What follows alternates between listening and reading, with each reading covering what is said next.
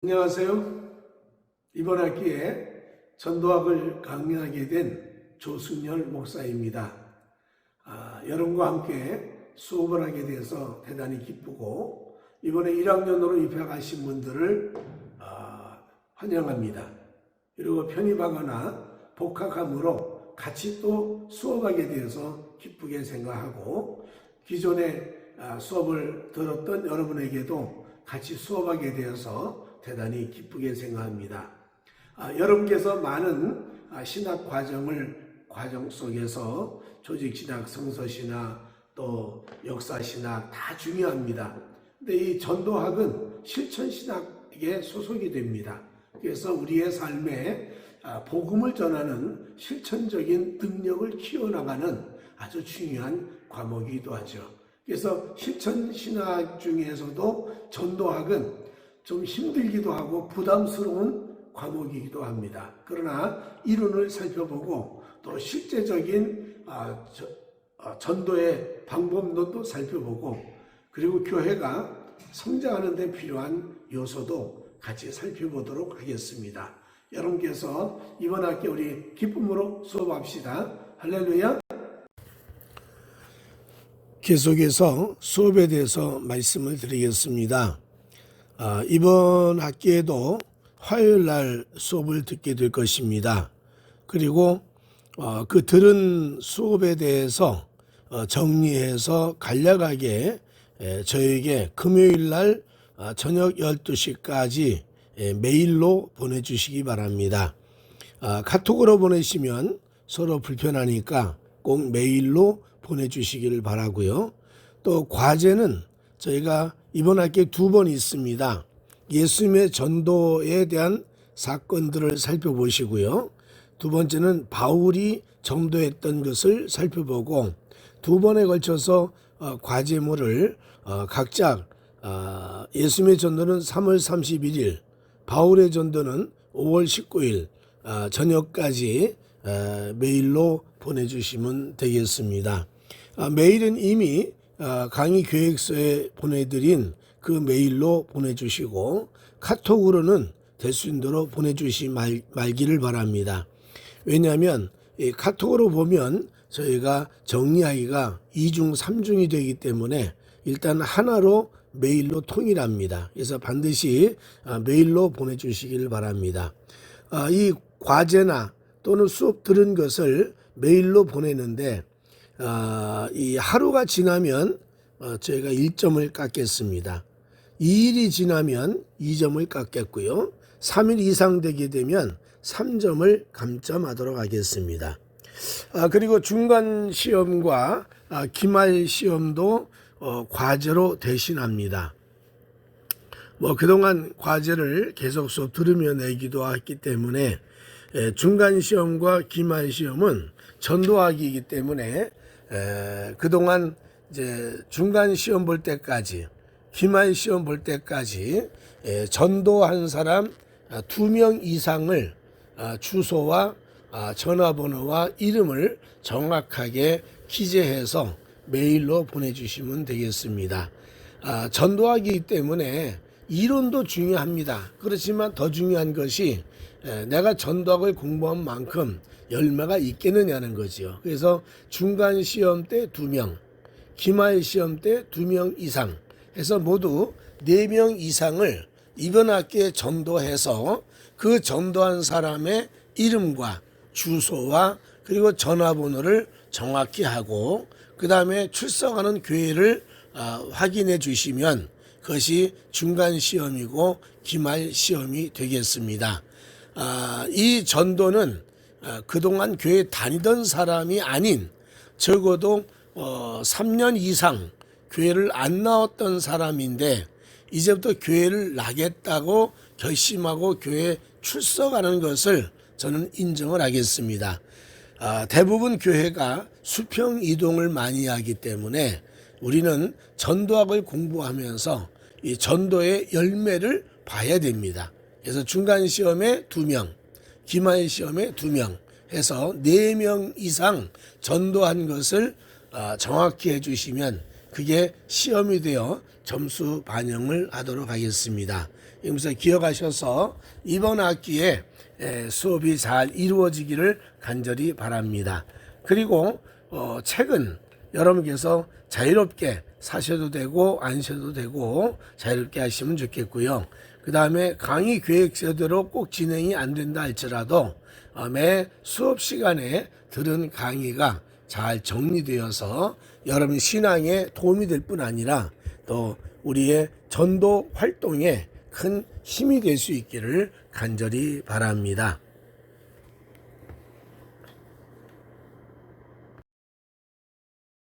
이제 서론적인 얘기를 좀 하겠습니다. 전도학의 중요한 과제 중에 하나는 영혼을 구원하는 것입니다. 여러분께서 전도를 많이 하셨다고 생각합니다. 그러나 이제 또 새로운 방향에서 전도가 이루어지기를 간절히 바랍니다. 여러분, 신앙인은 어떤 배를 타고 있습니까? 지금 우리가 유람선을 타고 있습니까? 아니면 구원선을 타고 있습니까? 여러분, 유람선은 관광과 여가를 위해 만들어진 배가 아닙니까? 그래서 다양한 편의시설을 갖추면서 있는 것이 유람선입니다. 그런 반면에 구원선은 사고나 재난 상황에서 사람들을 구조하기 위해서 운용되는 배입니다. 그래서 거기에는 다른 편의시설보다는 구조장비라든지 의료장비를 갖추고 있는 거지요. 지금 우리가 신앙사라면서 세상이란 바다 위에 배를 타고 가는 사람입니다. 근데 우리가 유람선을 탔다고 한다면 우리의 삶에 그저 신앙이 인생의 액세서리처럼 돼가지고 좀 내 인생을 유익하고 풍요하고 복되게 살아가는데 힘이 되려고 예수를 믿게 되는 겁니다. 그래서 모든 사람이 이 유람선을 타고 가면서 행복해야 된다, 즐거워야 된다, 복을 받아야 된다, 이런 마음으로 신앙생활을 하고 있거든요. 근데 조금 방향을 바꿔서 내가 구원선을 타고 있다. 왜냐하면 나도 지옥에 살던 삶이었는데 세상 속에서 죄와 마귀의 수렁에서 살아왔는데 예수를 믿고 교회를 통해 가지고 구원받아 하나님의 자녀가 되었다는 겁니다. 그러므로 이 세상에서 고통당하는 사람들을 나도 건져내야 되겠다. 저들의 어려움을 풀어가면서 예수를 잘 믿고 육신의 몸을 벗으면 영원한 천국에 들어가야 된다는 확신을 전해야 된다고 생각한다면 우린 지금 유람선을 타고 있는 게 아니라 구원선을 타고 있는 겁니다. 그래서 사람들을 예수를 믿게 하고 저들이 다 함께 천국 가게 하는 일에 우리는 힘을 써야 된다는 겁니다. 내 가족뿐 아니라 내가 만나는 모든 사람들, 모임의 사람들, 직장의 사람들, 그리고 내가 만나서 해외에 있는 사람이라 할지라도 모두가 다 구원받아서 하나님의 자녀가 되고 천국 가야 된다는 확신을 전파하게 되고 그들을 세상에서 건져낼 수 있다면 우린 지금 구원선을 타고 있는 겁니다.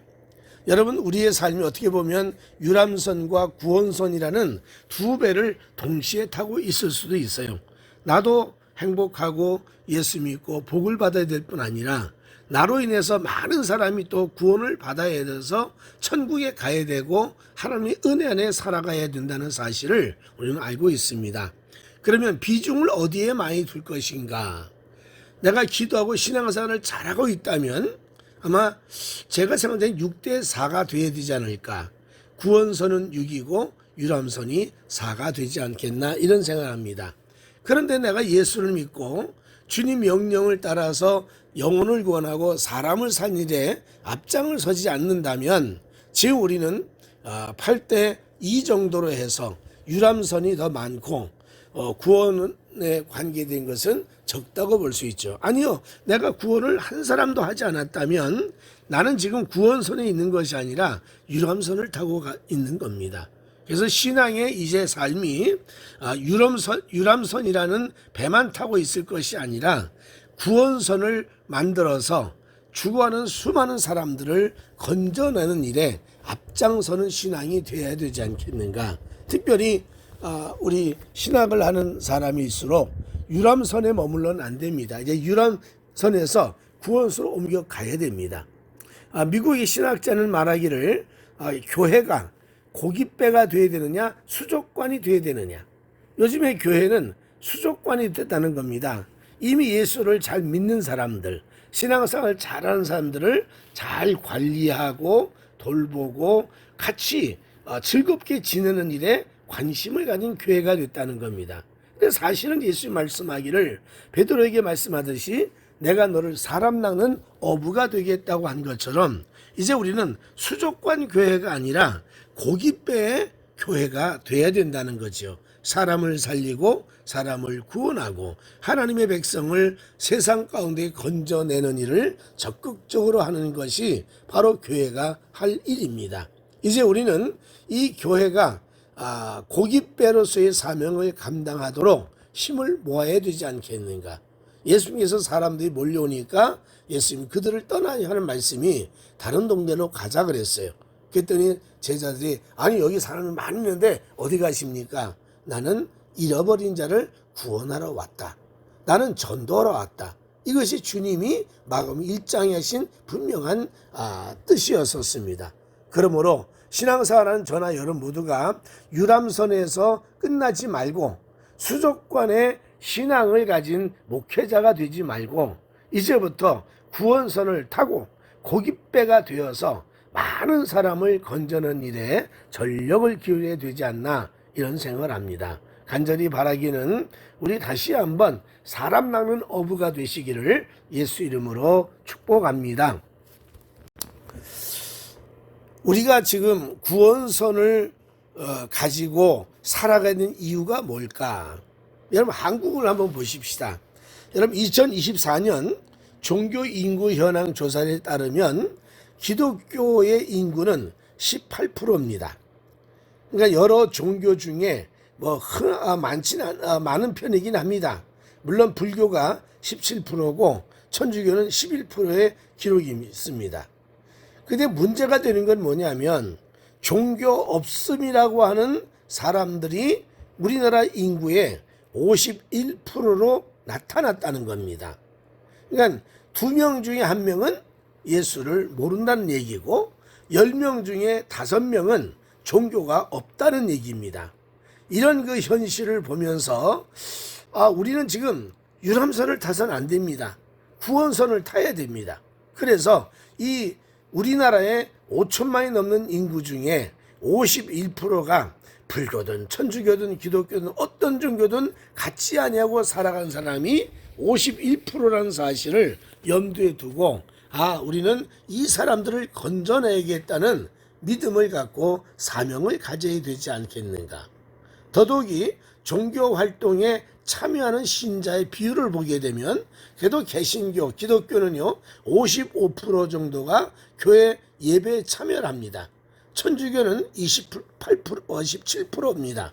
불교는 4%에 불과해요. 그러니까 대부분이 종교 활동에 참여하지 않는다는 겁니다. 그리고 우리 기독교에서도요 전혀 교회 생활에 참여하지 않는 사람이 약 10% 가까이가 될 정도입니다. 이런 걸 보면 지금 교회가 수족관 형태로 발전돼서는 안 된다 하는 입장을 분명히 하지 않겠나 이런 생각을 합니다. 더더욱이 이 기독교가 그 18세에서 19세까지는 13%, 30대는 16%, 70세 이상인 29%가 급증하고 있습니다. 종교가 없는 사람의 비율에 비해서 보면 그래도 연령대가 낮아질수록 많아진다는 걸 보면서 앞으로 이제 기독교와 해들 예수 믿는 사람, 교회, 사명자들이 할 일이 뭐냐면 인구의 절반이 종교가 없는 사람을 대상으로 해서 전도해야 되지 않나 이런 생각을 합니다. 근데 암울한 모습이 뭐냐면 한국 사회에 개신교회, 기독교에 대한 호감도가 33.3%입니다. 그러니까 100점 만점에 33점이라는 겁니다. 불교는 어떠냐? 52점이에요. 가톨릭은 51점이에요. 그러니까 다른 종교에 비해서 기독교에 대한 호감도가 사실은 현격하게 작다는 겁니다. 33.3%라는 얘기는 10명 중에 3명 정도가 기독교는 좋다 이런 생각하는 것이고, 나머지는 기독교를 별로 좋아하지 않는다는 겁니다. 이런 모습을 보면서 우리 교회가 각성을 하고 또 교인들이 각성해야 되겠지만, 오랫동안 누적된 이 현상을 어떻게 설명할 수 있겠습니까? 어쨌든 간에 우리는 이 기독교를 전파하고 많은 사람을 알리는 일에 최선을 다해야 되지 않겠나, 그런 생각합니다. 개신교 기독교 인구가 줄어듭니다. 그 가운데 가나안 교인, 바꿔 말하면 안나가 교인이죠. 안나가 교인이 지속적으로 증가하고 있다는 거죠. 그래서 이 가나안 교인은 6개월간에 한 번 이하 교회 출석한 사람들을 말하고 있는데, 이런 사람들이 지금 갈수록 늘어나고 있고, 지금 이 26.6%가 자기가 가나안 교인이라고 지금 정의를 내리고 있다는 거예요. 그러니까 전체 인구의 18%가 기독교 인구인데, 그 기독교 인구 중에 안나가 교인이 26%. 그러니까 10명 중에 2명, 3명 정도가 난 교회 안 나가고 싶다는 사람들이라는 거죠. 이런 걸 보면서 참 어려움이 있는데, 이것을 또 다른 말로 생각하면 앞으로 전도하는데 굉장히 어장이 넓다, 그렇게 봐도 되지 않겠습니까? 고린도전서 1장 21절에 하나님의 지혜에 있어서는 이 세상이 자기 지혜로 하나님을 알지 못하므로 하나님께서 전도에 미련한 것으로 믿는 자들을 구원하시를 기뻐하셨다고 했으니, 여러분 이 넓은 전도의 어장에 이 전도라는 미련한 방법이지만 우리는 계속 전도하고 영혼 구하는데 전력을 기울여야 되겠다, 그런 생각입니다. 특별히 사명을 가진 사람일수록 여러분 이 일에 더 매진해야 되고 적극적인 노력을 다해야 되겠다, 이런 마음이 듭니다. 여러분 이번 전도하기, 물론 여러분 신앙생활을 오래 하셨지만 전도하는 일꾼으로 전도의 사명을 재발견할 수 있는 귀한 시간 되기를 간절히 바랍니다. 이제 전도와 선교에 대한 개념을 좀 정리하도록 하겠습니다. 많은 사람들이 전도와 선교를 같은 의미로 쓰고 있습니다. 또 실질적으로 복음을 전한다는 일에는 같은 의미라고 생각하지요. 그러나 그 대상이나 또 특징은 분명히 차이가 있다고 생각합니다. 먼저 전도란 말은 이반젤리즘이라고 하는 표현을 쓰고 있는데, 이것은 헬라어의 뉴 앙겔리온이라고 하는 기쁜 소식이라는 단어에서 유래되었습니다. 그래서 이 기쁜 소식을 전한다, 이게 전도입니다. 그래서 우리의 삶에 가장 기쁜 소식이 뭘까? 여러 가지 있겠죠. 그러나 신앙 안에서의 기쁜 소식이라는 것은 예수님이 이 땅에 오시고 나를 위하여 십자가에 죽으시고 나를 구원하여 하나님의 자녀 삼으시고 육신의 몸을 벗으면 영원한 천국에 간다는 이 소식만큼 기쁜 소식이 어디 있겠냐는 거죠. 그래서 이 기쁜 소식, 복음이라는 것을 전하는 것을 전도라고 이렇게 표현했습니다. 물론 같은 내용이지만 선교란, 미션이란 말 자체는 라틴어에서 유래가 됐는데요. 라틴어 미토라고 하는 보내다, 이런 의미를 가지고 있는 그 말에서 하나님이 특별한 지역으로 사람을 보냈다, 그랬을 때 우린 그거를 선교라고 지칭하였습니다. 그래서 이 전도와 선교가 같은 내용이지만 결국엔 가서는 의미적으로는 분명히 차이가 있습니다. 그리고 전도에 대한 대상도 그렇습니다. 이 전도는 내가 속한 지역, 가까운 사람들에게 복음을 전하는 겁니다. 같은 문화권에 있는 사람들, 그래서 우리 가족이나 친구나 직장이나 동료나 여러 사람들을 같은 언어에 같은 문화권을 가진 사람에게 전하는 것을 전도라고 표현했습니다. 반면에 선교는 타 문화권입니다. 우리의 언어가 다르고 습관이 다르고 삶이 다른 민족에게, 우린 그걸 우리 해외라고 지칭하십시다. 그런 사람들에게 지리적인 문화적인 경계를 넘어서서 예수의 복음을, 기쁜 소식을 전하는 것을 우리가 선교라고 지칭할 수 있습니다. 대상이 물론 다 인류의 사람들이겠지요. 그러나 우리의 삶의 언어와 지역과 우리의 삶의 습관이 차이가 있기 때문에 전도라고 하는 것과 선교를 구분한다고 생각을 합니다.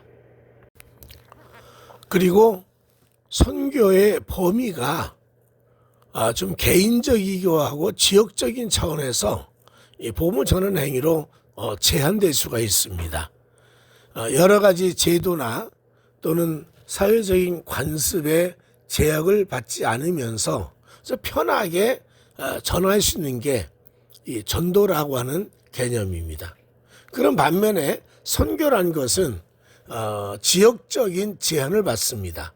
그래서 교회가 모든 종교 활동 포괄하지만 장기적이고 조직적으로 하지 않으면 그 나라의 관습과 제도와 특징을 뛰어넘을 수가 없다는 겁니다. 그래서 이 선교는 그 범위가 굉장히 다양하기도 하고 아주 어려운 부분도 있다는 거지요. 또한 특징을 우리가 이렇게 나눌 수 있다면 선교는 특정한 부르심과 헌신을 통해서 감당하는 그런 모습입니다. 왜냐하면 이건 아무나 해외에 자기 가족이나 또 자기의 삶을 내려놓고 할 수 있는 게 아니지 않습니까? 그래서 마치 주의 종을 부르듯이 특정한 부르심을 받은 사람들이 자기의 삶을 내려놓고 헌신할 때 주어지는 일이 아마 선교가 아닌가 생각합니다. 그러나 전도는 자기의 삶을 내려놓지 않아도 됩니다. 직장도 다니고 사업도 하고 그러면서 모든 그리스도인이 일상에서 만나는 사람들, 평상시에 대하는 모든 사람들에게 복음을 전할 수 있고 실천할 수 있는 특징이 있다는 거죠. 그러면서 보면 전도는 굉장히 광범위하게 이루어질 수가 있어요. 그러나 선교는 특정한 사람에 의해서 특정한 지역에 제한되어 복음을 전할 수밖에 없는 그런 부분도 있겠지요. 물론 선교나 전도나 다 복음 전파의 방법은 다양할 거라고 생각합니다. 그런데 전도는 거리라든지 또는 전도지를 배포한다든지 또는 구두로 전한다든지 또 우리가 흔하게 쓰는 온라인으로다가 콘텐츠를 사용해서 복음을 전한다든지 아주 간단하고 쉬울 수가 있습니다. 그뿐 아니라 개인 간의 대화 속에서도 충분히 복음을 전할 수 있는 것이 전도입니다. 그래서 전도는 다양성을 내포하고 있습니다. 그런 반면에 선교는 일단은 해외로 파송이 돼야 됩니다.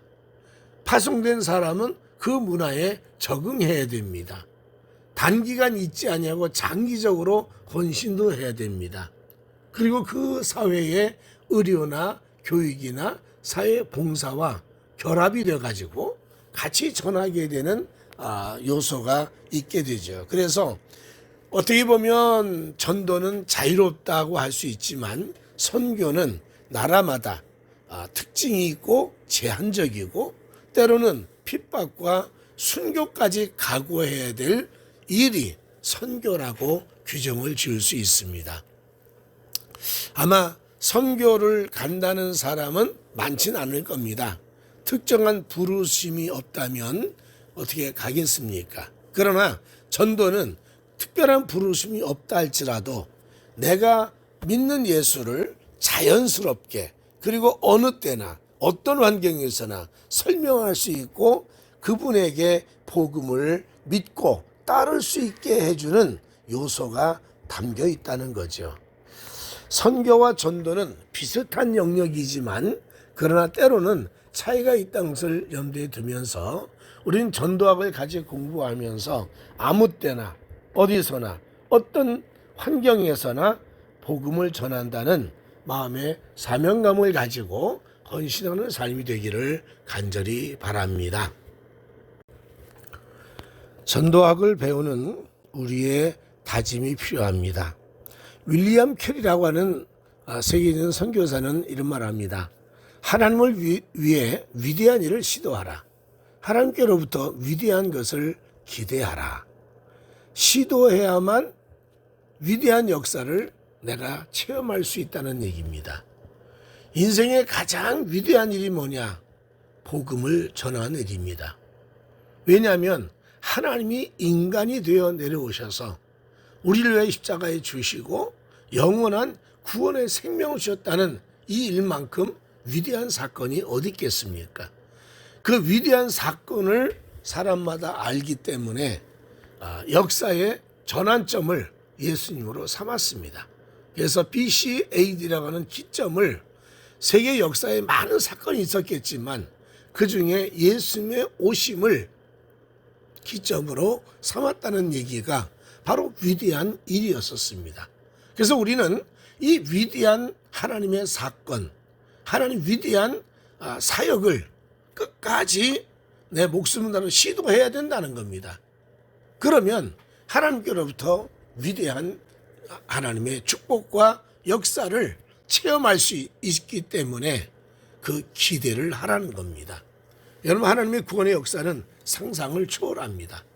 과거에 로마에서 저 몽골 지역, 그 당시 징기스칸이 있은 그 당시에 거기를 전도하려고 50명을 짝을 지어서 보냈습니다. 근데 50명이 가다가 도착하기도 전에 추위와 그 시베리아 벌판의 고통을 못 이기고 세상을 떠났습니다. 아무래도 연락이 안 와 나중에 알고 보니 50명이 죽은 겁니다. 다시금 50명을 또 모집해서 복음을 전하라고 보냈는데 그 50명마저도 역시 중간에 몽골에 도착하기 전에 세상을 떠난 겁니다. 세 번째로 또 보냈지만 그들도 역시 추위와 굶주림을 견디지 못해서 세상을 떠났습니다. 나중에 시간이 흘러서 몽골에 갔더니 보낸 사람들은 다 죽었는데 이미 거기에 교회가 세워지고 예수를 믿는 사람이 많이 생겼더라는 겁니다. 바로 이것이 위대한 하나님의 사역이 아닐까 이런 생각을 합니다. 우리는 하나님이 복음 전파하신 일에 나를 사용한다는 것만 해도 우리는 기쁨이고 영광이고 은혜인 줄로 압니다. 그래서 이 부름받은 백성들이 모여있는 교회는 전도와 선교에 집중을 해서 노력하는 공동체가 되어야 됩니다. 유람선처럼 그냥 모여서 웃고 행복하게 편안하게 사는 것이 목적이 아니란 얘기입니다. 우리 교회가 또 우리 사명자들이 다시 한번 이 위대한 하나님의 사건을 전파하는 일에 전력을 기울이기를 간절히 바랍니다. 또 한 가지는 이사야의 하나님 만났던 사건을 보면서 또 하나의 다짐을 할 수 있습니다. 우시야 왕이 죽자 히스기야 왕은 이사야는 하나님 앞에 엎드려서 눈물로 기도하게 됐죠. 그때 하나님을 만나게 됩니다. 그 이사야가 하나님을 배웠을 때 하나님이 이사야를 보면서 탄식하는 얘기가 나옵니다. 누가 우리를 위하여 갈고 그러면서 내가 보낼 사람이 없다. 내가 누구를 보낼까? 그러면서 안타까워하는 모습을 이사야가 보고 듣게 됩니다. 그때 이사야가 하나님께 이런 대답합니다. 하나님, 내가 여기 있습니다. 나를 보내소서. 그러면서 대답을 했습니다. 내가 여기 있다란 말은 아마 소극적인 태도일지 모르겠지만 하나님 앞에 있는 하나님의 백성임을 고백하는 거겠죠. 우리는 지금 다 예수를 믿고 내가 여기 있나이다라고 하는 고백을 할 수가 있습니다. 근데 그 다음에 표현이 나를 보내소서. 전쟁터든 아니면 답답하고 어려움에 처했던 백성들 사이든 하나님 나를 보내소서. 아주 적극적인 대답을 하게 된 것을 볼 수가 있습니다. 우리는 하나님이 구원해 주시고 하나님 자녀 삼아 주셨는데 언제까지나 내가 여기 있습니다 라고 대답하는 사람이 있다는 거예요. 1년 지나도 2년 지나도 아무런 사명의식 없이 그냥 내가 여기 있습니다. 이 정도로 끝나는 사람들이 수없이 있는데 이제 우리 대답은 나를 보내주십시오. 나를 사용하십시오라는 이 단호한 결단과 함께 적극적인 헌신이 있어야만 하나님의 나라가 확장이 되고 하나님 나라의 기적이 임하지 않겠는가. 여러분 우리 늘 신앙사하는 동안에 이런 대답하십시오. 하나님 주님이 쓰시기 합당한 종이 여기 있습니다. 하나님이 가라는 곳에 가겠습니다. 나를 보내소서. 이런 마음으로 신학을 공부하고 하나님을 바라볼 수 있는 하나님의 적극적인 종이 되시기를 간절히 바랍니다. 이제 마지막으로 한마디 합니다. 저나 여러분 우리 모두는 복음 전파자로 헌신해야 됩니다. 국내든 해외든 가까운 사람이든 먼 사람이든 나하고 인정되든 인정되지 않든 복음을 전파할 때 하나님 역사는 일어나고 기적은 일어나게 될 줄로 믿습니다. 우리 함께 복음 전하는 일꾼 되시기를 예수 이름으로 축복합니다. 감사합니다. 한 주일 동안 행복하고 건강하고 하나님의 사람으로 축복받기를